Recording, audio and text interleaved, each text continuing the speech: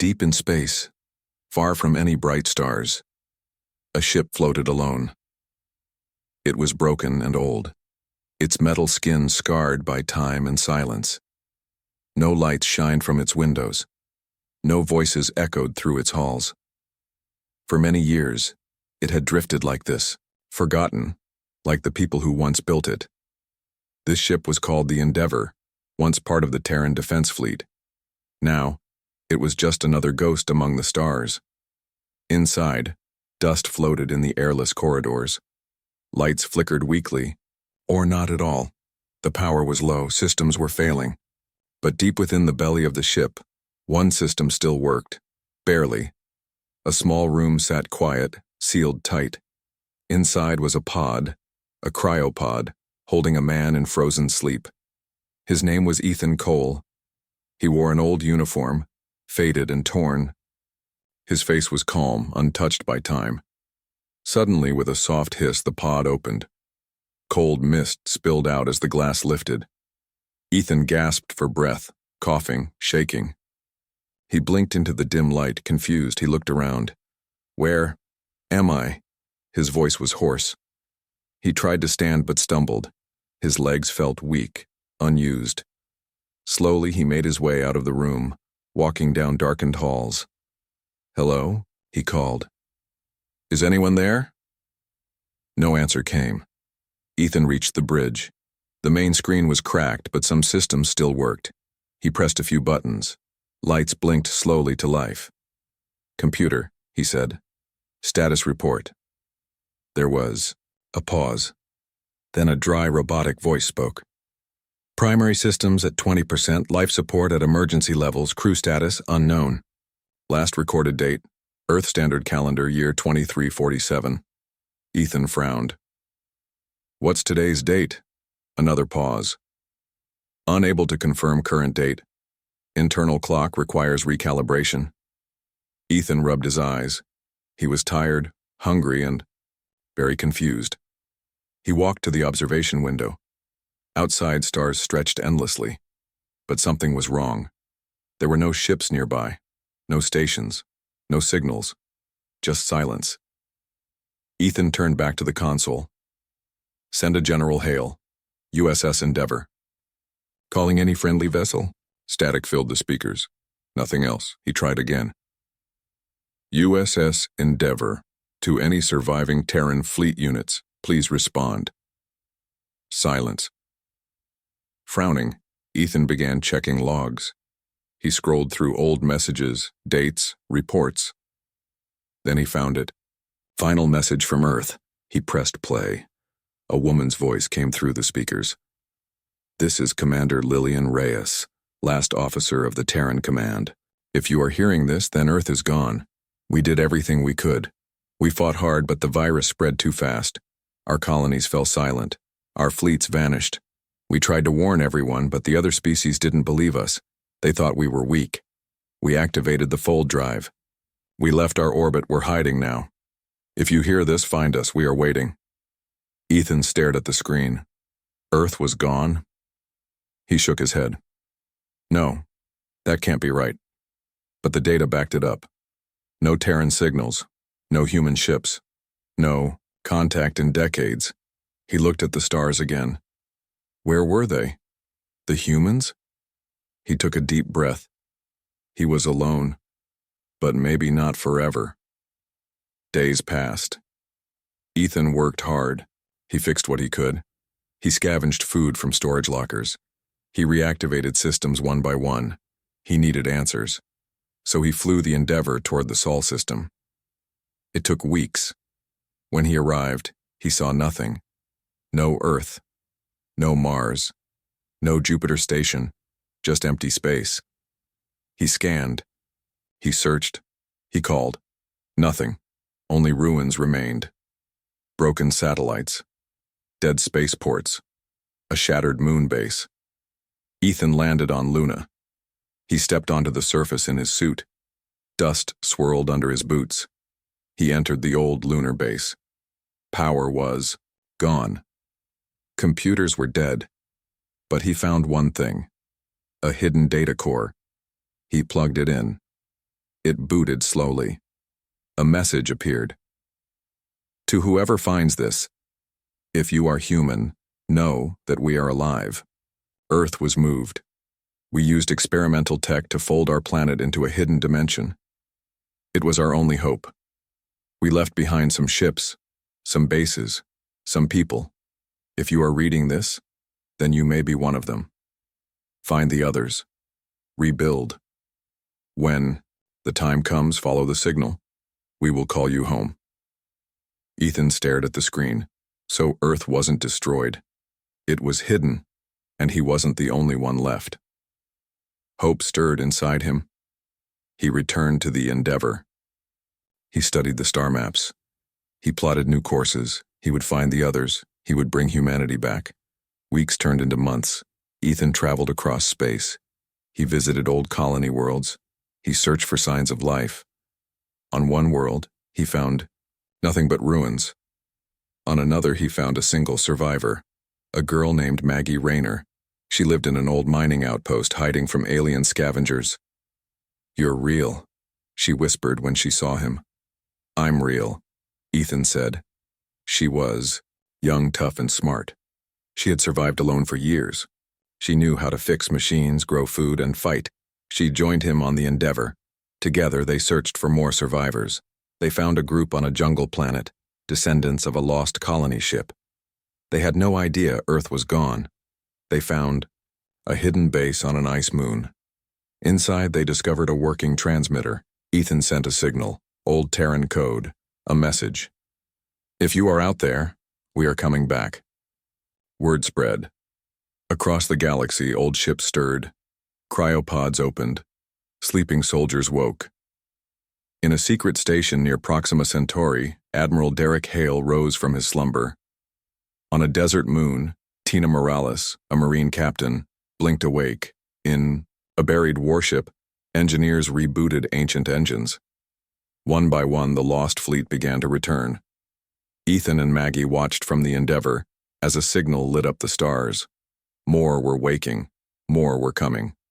Humanity was not gone. It was just getting started. Ethan stared at the blinking signal on the screen. The message had been sent. A call to any remaining humans still out there. He didn't know if anyone would answer. But he hoped. Maggie stood beside him, arms crossed. She was young, maybe 25, but she carried herself like someone who had seen too much. Her face was dusty, her clothes patched, but her eyes were sharp. "So what now?" she asked. "We wait," Ethan said, "and we keep moving." They left the ice moon behind and jumped into space again. The Endeavor was old, slow, and damaged, but it still flew. That made it better than most ships floating around these days. Their first stop was a mining world called New Haven. It used to be a small colony, not rich or powerful, just a place where people worked hard and tried to stay out of trouble. But when they arrived, trouble was already there. As they approached orbit, alarms blared. "Scanners show movement on the surface," Maggie said, looking at the console. "Looks like ground traffic and something else." Ethan leaned closer. "What do you mean?" "There's a warship down there," she said. "Not ours." Ethan frowned. "Whose is it?" "No ID. But weapons are active. Whoever it is, they're not friendly." He took control of the ship and brought them in low. They landed in a rocky valley far from the city. Dust kicked up as the engines powered down. "We go on foot," Ethan said. They stepped out into dry air and golden light. The sky was orange, streaked with clouds. Trees grew in clusters, short and twisted. In the distance, smoke rose. They followed the trail of smoke toward the city. When they got close, they saw the truth. A group of alien scavengers had taken over the town. They wore armor made from scrap metal and old tech. Their leader looked like a lizard with 4 eyes and a voice like gravel. "Human blood hasn't been spilled in years," the leader hissed. "I'd like to see how it tastes." Behind him, humans knelt on the ground, hands tied. Some were old, some were kids. Maggie gritted her teeth. "We can't let this happen." Ethan nodded. "We'll get them out." They moved fast and quiet. Ethan used the terrain. Maggie climbed onto a rooftop with an old rifle she had fixed back on the ice moon. She aimed. Bang! One of the guards dropped. Chaos erupted. Ethan charged forward, knocking another guard off his feet. He grabbed a weapon and started firing. The aliens fought back, but they weren't expecting resistance. Within minutes, the fight was over. The humans were free. One of them stepped forward. A woman named Lena Cruz, the town leader. "You saved us," she said. "Why?" Ethan looked at her. "Because we're all that's left." Lena studied him, then she nodded. "Come inside, we have things to talk about." Inside the town hall, Lena explained everything. Her people were descendants of the original colonists. They had lived here for generations. They knew Earth was gone. They had heard rumors, but nothing certain. "We thought we were the last," Lena said. "But you came from somewhere." Ethan showed her the message from Commander Reyes. He told her about the hidden Earth, the folded dimension, the plan to return. Lena listened carefully. Then she said, "There might be others." "Where?" Maggie asked. "There's a trading post 2 systems away. I've heard stories, people showing up out of nowhere, talking strange, wearing old uniforms." Ethan and Maggie exchanged a look.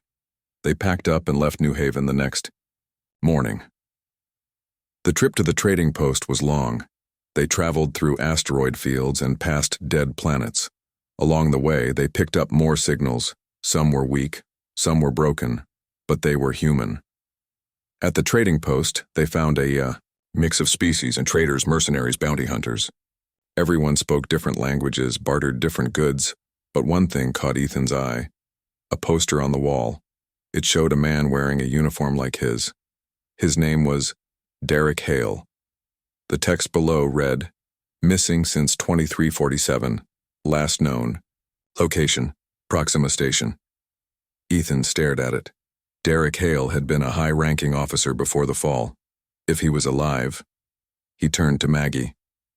"We need to find him." They asked around. Nobody knew much, just rumors. A tall human with gray hair, seen near the edge of the system. That night they followed the rumors. They found him on a desert moon. He was older now, but still strong. He sat by a fire, cleaning a blade. When he saw Ethan, he didn't seem surprised. "I knew someone would come," Hale said. Ethan stepped forward. "Sir, I'm Commander Ethan Cole. I received the final message from Earth." Hale looked at him for a long time. Then he smiled. "Well then," he said. "It's about time." Over the next few weeks, more survivors answered the call.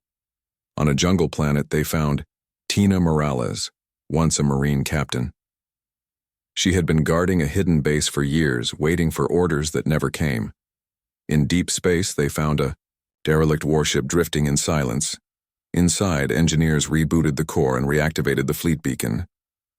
Across the stars, old ships began to stir. Each survivor had their own story. Each had survived in their own way. But now they had something new. Hope. Back on the Endeavor, Ethan gathered everyone. "We've found each other," he said. "Now we need to find the rest." Morales raised an eyebrow. "How?"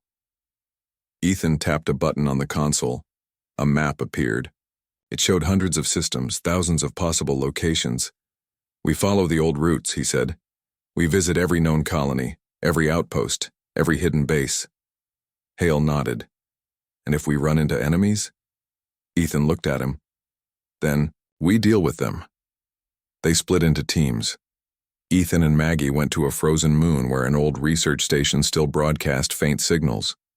Hale and Morales led a team to a former military base buried beneath a mountain range. Others went to forgotten worlds and abandoned ships. Each mission had risks. Some places were empty, others were traps. But slowly, piece by piece, the pieces of humanity began to come together again. One night, as Ethan sat alone on the bridge, Maggie joined him. "You think we can really bring everyone back?" she asked. Ethan looked out at the stars. "I don't know, but we have to try." She nodded. "I'm with you." Outside, the stars shined cold and distant. But for the first time in a long time, Humanity was moving again. Not hiding. Not dying. Coming. Home. Ethan stood on the bridge of the Endeavor, watching as more signals blinked to life across the star map. Each new light meant another survivor had awakened, another ship had powered up, another piece of humanity was returning. They were no longer alone. Maggie walked in holding a data pad. Her face was serious. "We've got movement," she said. "From the old fleet." Ethan looked up. "Where?" "Several locations," she said. "A dreadnought near Epsilon Eridani just came online. A carrier woke up in the Andros belt. And there's a whole base coming back to life on Europa Station." Ethan smiled. "That's good news."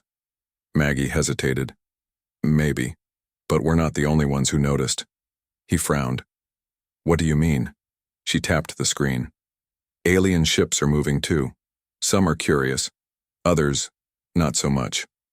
Far away on a cold moon orbiting a dying sun, Admiral Derek Hale stepped out of a cryo chamber. His breath came in slow gasps. His body felt stiff, but his mind was sharp. Around him others were waking. Soldiers, engineers, commanders. They had been asleep for decades, waiting. Now, they were needed again. Hale walked into the main control room. The lights flickered. Systems rebooted with soft beeps and low hums. "Status report," he ordered. A young officer looked up. "Primary systems are restoring. We're picking up signals from other human vessels." Hale nodded. "Good. Contact them. Tell them we're awake." "Yes, sir." As the message went out, Hale looked at the stars outside. He remembered the last days before Earth disappeared. The panic, the silence, the loss. But now, something else stirred. Hope. Back aboard the Endeavor, Ethan gathered his team. "We need to bring everyone together," he said. "We can't fight if we're scattered." Morales leaned against the wall. "Agreed. But how do we do that without getting shot first?" Tina Morales had once been a Marine captain. Now she was one of the few leaders left. Ethan looked at the star map. "We call a meeting, neutral ground, somewhere far from any empire." Maggie raised an eyebrow. "You think anyone will come?" "They'll come," Hale said, stepping into the room. "Because they know what's at stake." Ethan nodded. "Let's set it up." The meeting point was chosen, a space station, floating in the middle of nowhere. It used to be a trade hub, but now it was empty. Perfect for what they needed. Over the next few weeks, survivors arrived. Some came in old warships, others in small shuttles. They wore different uniforms, carried different weapons, but they all shared the same goal: to remember who they were, to rebuild, and to decide what came next. On the day of the meeting, the station buzzed with activity. Humans from every corner of the galaxy stood side by side. Some hadn't seen another human in decades. There was Lena Cruz from New Haven, her people ready to fight if needed. There was Derek Hale, now acting admiral of the newly forming United Human Fleet. There was Tina Morales, leading the ground forces. And there was Cost Ethan Cole, standing at the center, trying to hold it all together. He stepped forward and spoke. "We've been gone for a long time," he said. "The galaxy thought we were extinct, but we're back. And now, we have a choice." The crowd listened. "We can hide again. We can stay quiet and hope no one finds us." He paused. "Or we can stand tall. We can show the galaxy that humans are still here, that we are strong, that we are ready to fight for our place among the stars." A murmur spread through the crowd. Some nodded. Others looked unsure. Then Lena Cruz stepped forward. "I lost my home once," she said. "I won't lose it again." Others followed. One by one, voices rose in agreement. They would not hide. They would return. But not everyone agreed. In the shadows of the station, a group watched carefully. They were diplomats from the Virex Dominion, a powerful alien empire that had ruled large parts of the galaxy since humanity vanished. Their leader, a tall being with black eyes and silver skin, turned to his aide. "This is dangerous," he said. "If humans unite, they will challenge our rule." The aide nodded. "What should we do?" The leader's voice was cold. "We must act quickly, before it's too late." Back on the Endeavor, Ethan studied reports. More ships were waking. More bases were coming online. But something else was happening too. Enemy ships were moving. Scouts, fighters, warships. "They know we're coming back," Maggie said. Ethan nodded. "And they don't like it." He turned to Morales. "How many troops do we have?" She checked her datapad. "Not enough. We're rebuilding fast, but we're still weak." He looked at Hale. "Can we get more ships online?" Hale rubbed his chin. "Yes, but it'll take time." Ethan took a deep breath. "We don't have time." Just then, the alarm blared. "Sir," a crew member shouted. "Incoming signal from Europa Station." Ethan rushed to the console. The screen lit up. A woman appeared. She was young, tired, but determined. "This is Commander Jill Carter," she said. "We've detected Virex ships approaching our position. They're preparing to attack." Ethan cursed under his breath. "We have to move," he said. Europa Station was one of the first bases to reactivate. It held thousands of humans, including engineers, scientists, and soldiers. Now it was under threat. The Endeavor and its fleet jumped to the system. When they arrived, they saw the enemy. 3 Virex warships, fast, deadly, ready for war. Ethan took command. "All ships, form up," he ordered. "We protect the station at all costs." The battle began. Lasers fired, missiles flew, ships twisted and turned in the dark. The Endeavor led the charge. Ethan dodged enemy fire, returning blasts with precision. Morales led the Marines, preparing for boarding action. Hale coordinated the fleet, keeping their lines tight. It was chaos, but the humans fought hard, and slowly they pushed back. By the end of the battle, 2 Virex ships were destroyed. The third fled. The station was safe. For now. After the battle, Ethan stood on the bridge, looking at the stars. "They won't stop," Maggie said quietly. "I know," he replied. She looked at him. "So what now?" He turned to her. "We keep building. We keep fighting. We make sure the galaxy knows we're here to stay." She smiled slightly. "Sounds like a plan." Outside, the stars burned bright. Humanity was rising again, and the war had just begun. The stars burned cold and silent as the human fleet drifted above Europa Station. Smoke still hung in space from the battle just ended.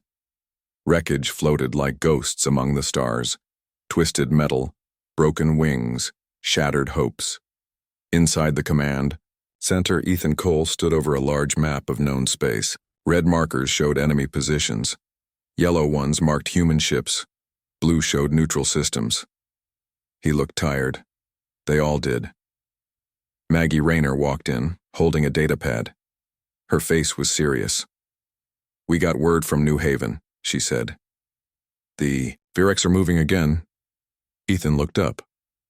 "Where?" "They hit a colony near the edge of our territory," Maggie said. "They didn't ask questions, they just opened fire." Ethan clenched his jaw. "Casualties?" "Too many," she whispered. Across the room, Admiral Derek Hale leaned on a console. He had seen war before. He had fought in battles that shaped history. But this was different. "They think we're weak," Hale said. "They think we've been gone too long to fight back." Ethan turned to him. "Then we show them they're wrong." Far away, in the capital of the Virex Dominion, the ruling council gathered. The room was dark, lit only by the red glow of floating screens. Around a circular table sat the most powerful beings in the Empire. At the head of the table sat Chancellor Korak, a tall figure with sharp teeth and eyes like black glass. His voice was low and cold. "Humanity has returned," one of the council members scoffed. "So what? They are few, their ships are old, they have no allies." Korak shook his head. "You underestimate them. They survived when we thought they were dead. They rose when We believed they were gone. Another counselor frowned. What do you suggest? Korak stood slowly. We crush them, before they grow stronger. He raised a clawed hand. Order the fleets. We strike first. We end this now. Back at Europa Station, the humans prepared for war. In the hangar bay, engineers worked hard to fix damaged ships. Soldiers loaded weapons. Pilots ran drills. Tina Morales walked through the base, checking on her Marines. She stopped beside a young soldier named Danny Ruiz Cone, who was cleaning his rifle. You ready? She asked. He looked up. I guess. I never fired this thing outside of training. Morales gave him a small smile. You'll be fine. Just keep calm. Follow orders. Watch your team. He nodded. Yes, ma'am. She clapped his shoulder. You're doing good, Danny. As she walked away, she felt a deep sadness. These weren't seasoned warriors. Many of them had never seen real combat. But now, they had no choice. They were soldiers now. Ethan called a meeting in the main hall. Dozens of leaders, commanders, and survivors gathered. Some wore old uniforms. Others wore armor scavenged from alien wars. All of them listened as Ethan spoke.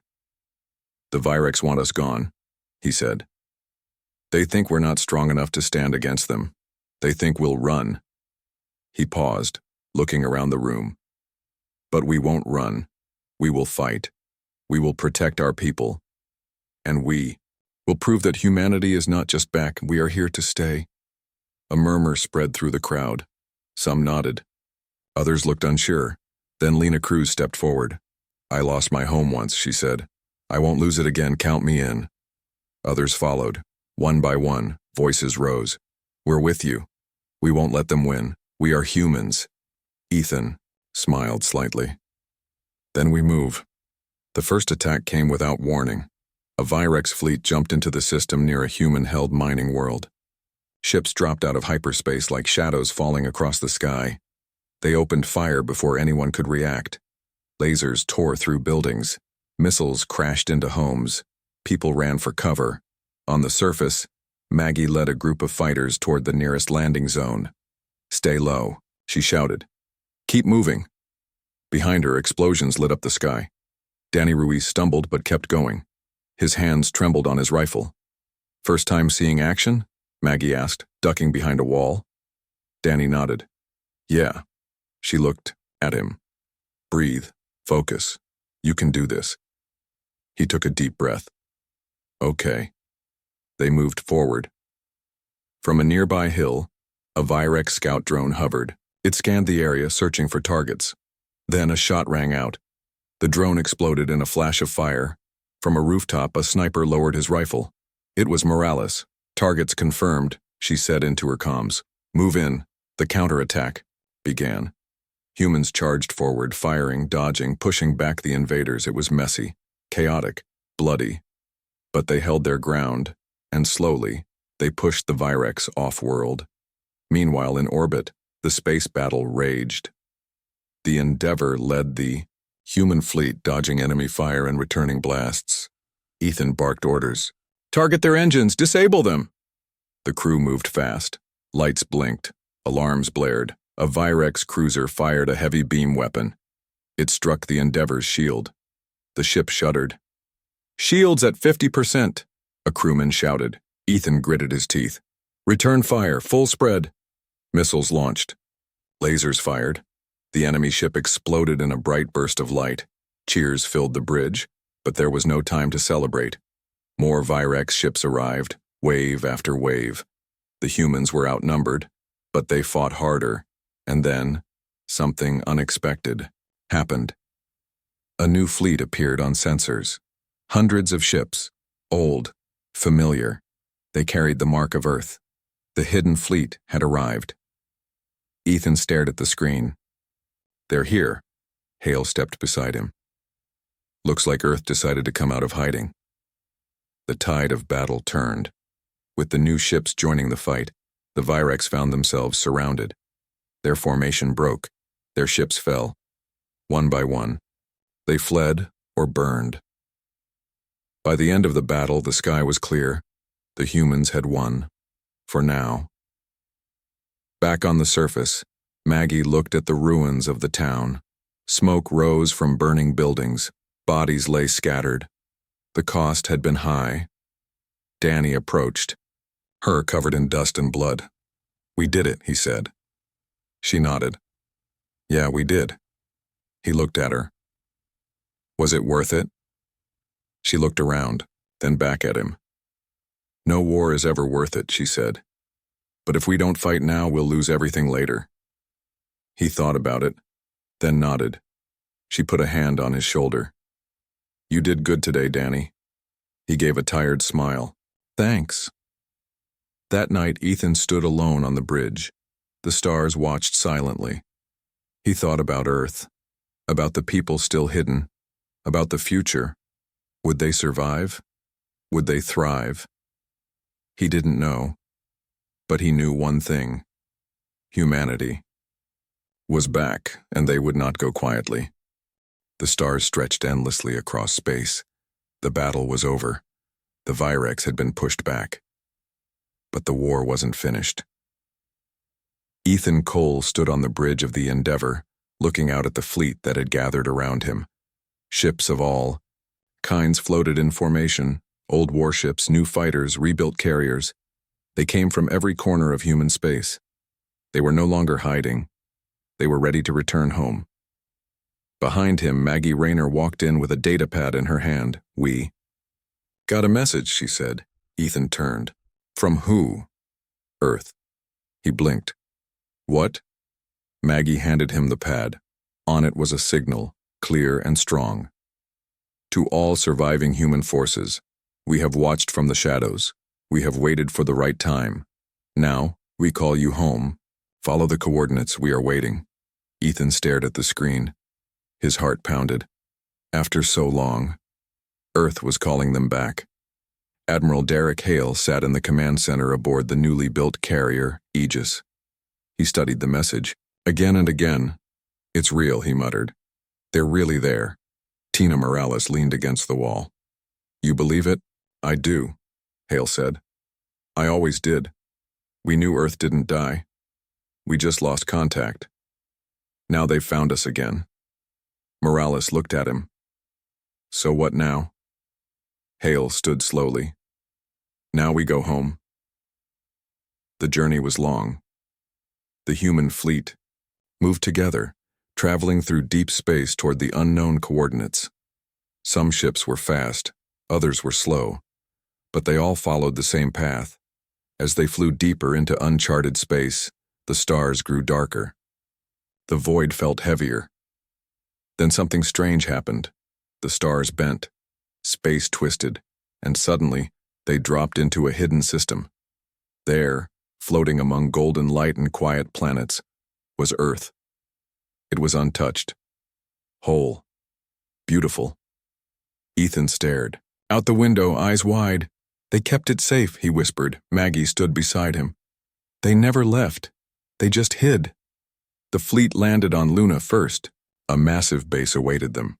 Clean, bright, full of life. Humans in white uniforms greeted them. Scientists, engineers, soldiers. They looked healthy, strong. One of them stepped forward. Her name was Dr. Elise Grant, a high-ranking official from the Hidden Earth government. She smiled warmly. "Welcome home." Ethan stepped off the Endeavor slowly. His boots touched the ground. For the first time in years, he stood on human soil. Over the next few days, the survivors explored the new world. Earth had not been idle during its time in hiding. They had grown stronger, built better technology, kept their culture alive. Children played in parks. Families lived in peaceful cities. Ships launched into orbit without fear. It was everything the survivors had dreamed of. But the leaders knew one thing. They couldn't stay hidden forever.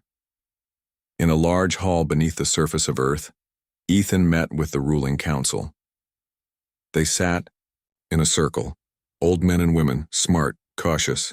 The head of the council, an older man named President Alan Reyes, spoke first. "You've done well," he said, "bringing our people back together, standing up to the Virex. You gave humanity hope again. Ethan nodded. Thank you, sir. But I didn't do it alone. Reyes smiled. That's why we called you here. We need to decide what comes next. Hale stood. We can't hide anymore. The galaxy knows we're back. If we don't act now, they'll come for us again. Morales crossed her arms. We should make peace. Show them we're not a threat. Lena Cruz shook her head. They won't see us as peaceful. They'll see us as competition, as danger. Silence filled the room. Finally, President Reyes spoke. Then we must choose carefully. Do we remain hidden? Or do we step into the light and claim our place among the stars? Outside, Maggie stood with Danny Ruiz near a training field. Danny had changed since the war began. He was still young, but he carried himself like a soldier now. They're making big decisions, he said. Maggie nodded. Yeah, and we might not like what they choose. Danny looked at her. What do you think we should do? She thought, for a moment, then said, I think we should show the galaxy who we are. Not just warriors, not just survivors, but people, friends, allies.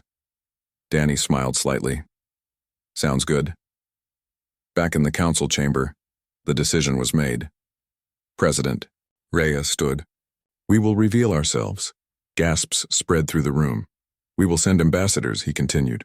We will offer peace, trade, defense pacts. We will not hide anymore. Ethan stepped forward. And if they refuse? Reyes looked at him. Then we fight, but only if we must. The first ship left Earth a week later. It was not a warship. It was a diplomatic vessel, white, unarmed, carrying messages of peace. It traveled to neutral systems first, then to former allies, then to enemies. Some welcomed them, others watched with suspicion. But one by one, the galaxy began to change. Alien leaders agreed to talks. Traders opened new markets. Scientists shared knowledge. Humanity was no longer forgotten. They were part of the stars again. On the Endeavor, Ethan stood at the front of the bridge. Maggie walked in. The fleet is ready, she said. He nodded. Good. She looked at him. You okay? He smiled slightly. Yeah. Just thinking. About what? He looked out at the stars. About how far we've come. About how much more we can do. She joined him at the window. Outside, the human fleet sailed through space. New ships, new soldiers, new hope. They weren't just returning. They were rising. Back on Earth, children ran through green fields. Music played in the streets. Lights danced in the sky. A new age had begun, not of war, not of fear, but of unity, of strength, of peace. Humanity was home, and they were ready for whatever came next.